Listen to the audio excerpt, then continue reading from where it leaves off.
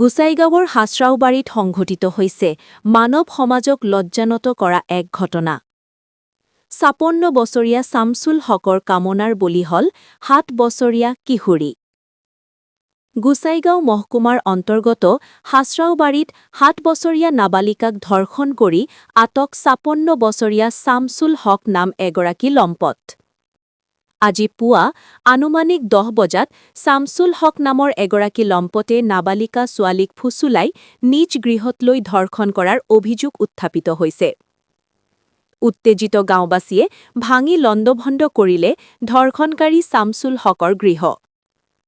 ঘটনাস্থলীত কোকৰাঝাৰ জিলাৰ অপৰাধ শাখাৰ অতিৰিক্ত আৰক্ষী অধীক্ষক আজিজা গুলেনুৰৰ লগতে গোসাইগাঁও মহকুমা আৰক্ষী বিষয়া মন্টুৰাম বৰা আৰু চাপকাটা আৰক্ষী চকীৰ ভাৰপ্ৰাপ্ত বিষয়া ৰাজীৱ কলিতা উপস্থিত হৈ দোষীক কৰায়ত্ব কৰিবলৈ সক্ষম হয়। স্থানীয় ৰাইজে দোষীক কঠোৰ শাস্তি বিহাৰ দাবী জনাইছে। News desk, Bijni first 24। ছোৱালী কথা বাচ্চা শুনাৰ লগে লগে মই দৌৰি আহিছোঁ। আমি দূৰত থাকোঁ না, আমি কোকৰাঝাৰত থাকোঁ।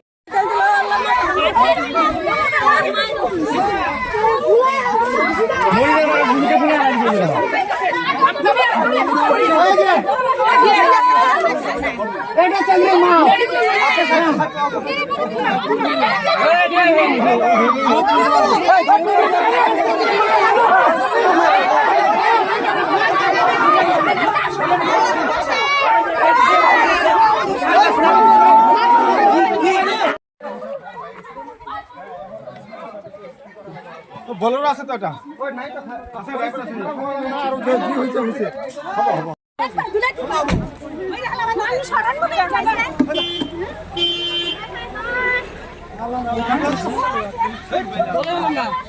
হ'ব টুঙ্গুর নাই হারাই দিছে টুঙ্গুর নাই বানা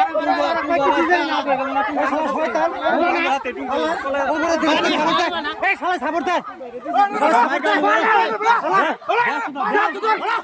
আছে বাবু এটা হাছৰাওবাৰী গাঁৱত এটা ঘটনা হৈছে। মানে সৰু কিশোৰী এজন ৭-৮ বছৰৰ ছোৱালী, তাক শামছুল হক নামৰ এজন মানুহ তাক ধৰ্ষণ কৰিলে। সেইটো কাৰণে আমি আমাৰ এই অন্তৰ্গত আমাৰ চাপকাটা ভাৰপ্ৰাপ্ত বিষয়া ৰাজীৱ কলিতা ছাৰক মই অৱগত কৰিলোঁ। ছাৰে আহিলে, আহি পেলাই আমাৰ কোকৰাঝাৰৰ পৰা এডিশ্যনেল বাইদেউ আহিছে, আহি পেলাই এইটো ইনভেষ্টিগেশ্যন কৰি পেলাই দোষীক এতিয়ালৈ কৰায়ত্ব কৰিব পাৰিছে। আৰু মেইন যিটো কালপিট আছে, আমি সমাজটো আমাৰ সমাজ মিলাজুলি চলিব লাগে। আমাৰ এটাই অনুৰোধ থাকিব প্ৰশাসনৰ ওপৰত যে আমাৰ এই কিশোৰীক যে ধৰ্ষণ কৰিলে এইটো আমি ন্যায় পাব লাগে। আমাৰ এটাই অনুৰোধ, আমি প্ৰশাসনক অনুৰোধ জনাওঁ।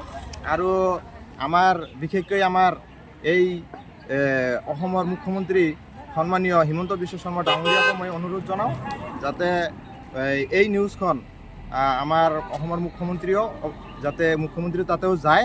আমি এইখিনি ৰিকুৱেষ্ট থাকি আমি যাতে এইখিনি ন্যায়, যিজন কিশোৰীৰ মা দেউতা আছে সিহঁতে যাতে ন্যায় মানে কিবা এটা পায়, এইখিনি কৈ আমাৰ বক্তব্য আমি শেষ কৰিম।